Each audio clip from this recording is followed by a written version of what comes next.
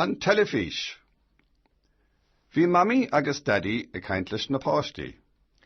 Éag tú an Teilfís Sa mammy. Diolch mé scanán.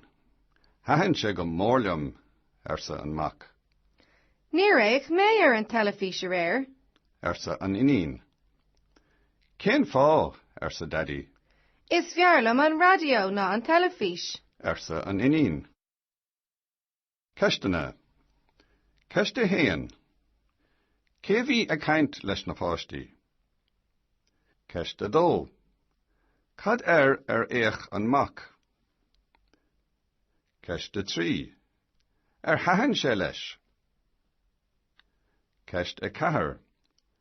Éach an inín an Teilfís. Ceiste cúig. Cén fá? An Teilfís means the television. So bhí mammy agus daddy ag caint leis na páistí. Mummy and daddy were ag caint, were talking leis na páistí with the children. Éach tú an Teilfís Did you watch the television last night? Or did you look at? Said Mummy.